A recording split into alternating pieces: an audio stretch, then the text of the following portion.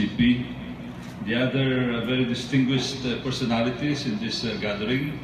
Thank you also for making me a part of this very important program, especially from the NSC, Admiral Agdamag.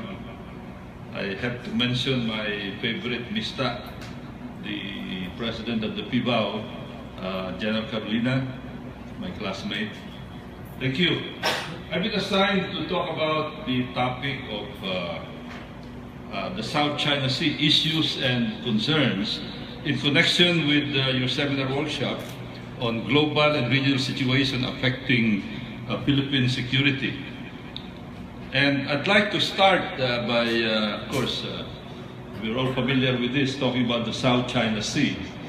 And to a lot of people, sometimes they're confused between West Philippine Sea and the South China Sea. That's why we have to clarify this. The West Philippine Sea is not part of the South China Sea owned by the Philippines. And this is defined by this line here, the exclusive economic zone, plus certain parts of this, practically some of which are outside our exclusive economic zone. And the South China Sea is this entire area, and there are several coastal states there like Vietnam, Malaysia, Brunei, and of course our big neighbor, China. So this is the South China Sea, this is the West Philippine Sea. My personal involvement in the South China Sea started a long time ago. I was a fresh graduate of the Naval Academy.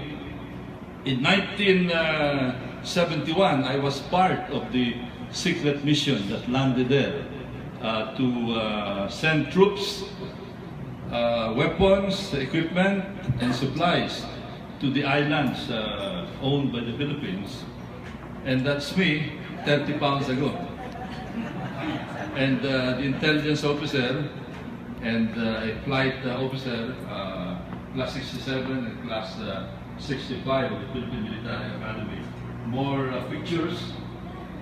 China, I'd like to start by saying, because a lot of people are, of course, they find the geography of China awesome. But I'd like to say that China suffers from a very vulnerable geography. It is, you're looking at the Indo-Pacific area. China is, of course, the dominant country here. The South China Sea is very important because it links the Indian Ocean to the vast Pacific Ocean. It is a choke point.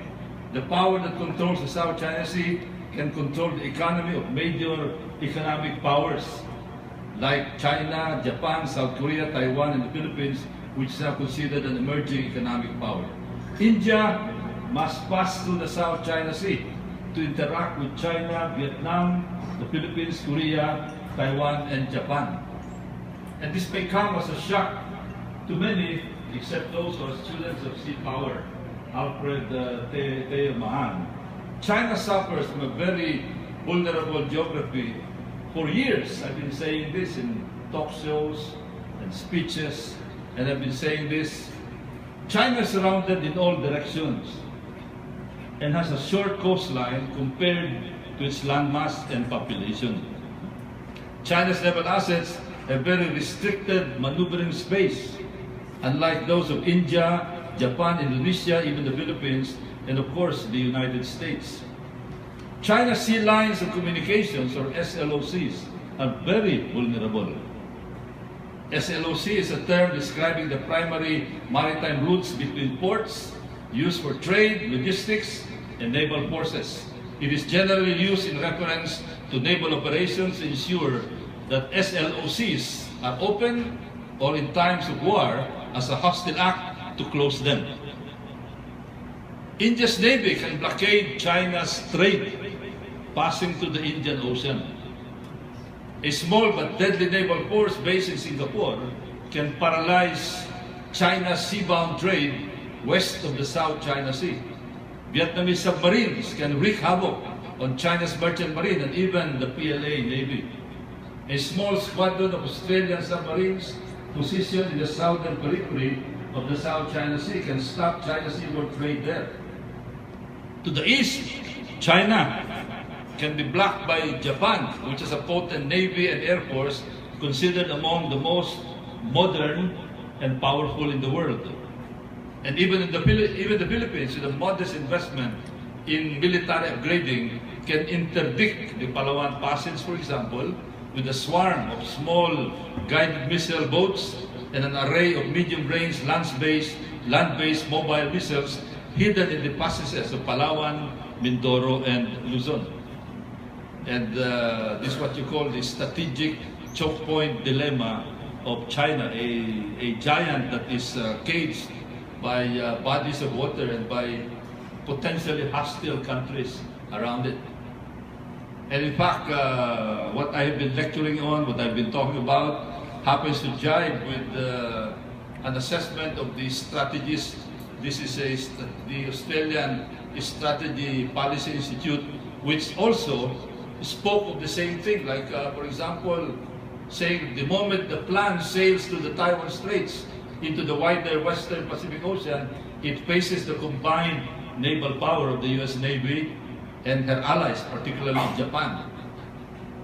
Moreover, as soon as the plan projects maritime power out of Hainan Island into the South China Sea to assert its claim, it will face a re-engaged U.S. military as well as A2AD pockets of Southeast Asian countries, of course, including the Philippines, provided that we are able to upgrade our military capability. The plan won't be immune from sea denial capabilities such as submarines, anti-submarine warfare, and anti-ship missiles. This is the Malacca dilemma, a major restriction on the part of the power of China. They have to pass through Malacca in order to undertake the seaborne trade into China and out of China. You can kill China by restricting this. This is not just a South China Sea security situation. It is an Indo-Pacific security situation. The first major move of China into the Philippine exclusive economic zone happened back in 1994 when they constructed what they called temporary shelters in Mischief Reef, which is way within our exclusive economic zone, about 130 nautical miles. It created quite a controversy, but they gave the assurance that the structures were just temporary shelters for Chinese fishermen, so the controversy died down. However, a few years after, 1998, 1999, they started constructing bigger facilities. In fact, I saw it during the construction. Together with a U.S. congressman, we flew over the area on board the C-130 and saw the construction. And this is the result of the construction. From the original temporary shelter, it became much bigger. This is almost as big as the municipal hall buildings of towns in the Philippines. Scarborough Shoal, another feature. In 1999, December 1999, I delivered a privileged speech in Congress. And there, I mentioned that Scarborough Shoal, at that time people were not yet talking about Scarborough Shoal, but I could already detect the movement of China. And I said, on December 3, 1999, the Scarborough Shoal is part of China's military projection at the South China Sea. Of course, nobody believed me at that time. They thought I was just being panicky about the situation. And of course, when we speak of Scarborough Shoal, some people are saying, Scarborough Shoal is so small. They're just rocks in the middle of the ocean. And I'd like to emphasize this. This is something that all of us must fully understand, especially when it comes to talking about the importance of small rocks in the middle of the ocean when it comes to other decision makers in the government. Why fight over small rocks in the middle of the ocean?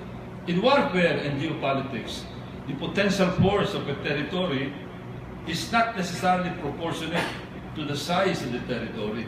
It is the location, just like in real estate, the location that determines how much potential and, in the end, kinetic force can be brought to bear from the territory. In other words, how well we can project power, gain access to a bigger objective, or conversely, prevent access or deny access using that piece of territory, however small. Like a sniper, for example, can stop a whole division, a whole battalion. We should learn from history. Note how the Pacific War was won using tiny atolls, rocks, islets with names like Truk, Tulagi, Saipan, Kwajalein Atoll, Tarawa Atoll, etc., dotting the vast Pacific Ocean as shown by this map. This is a World War II map, and look at all those small dots that became very strategic in winning the Pacific War. Those who dismiss Scarborough Shoal as just small rocks in the middle of the ocean do not or refuse to appreciate the shoal's strategic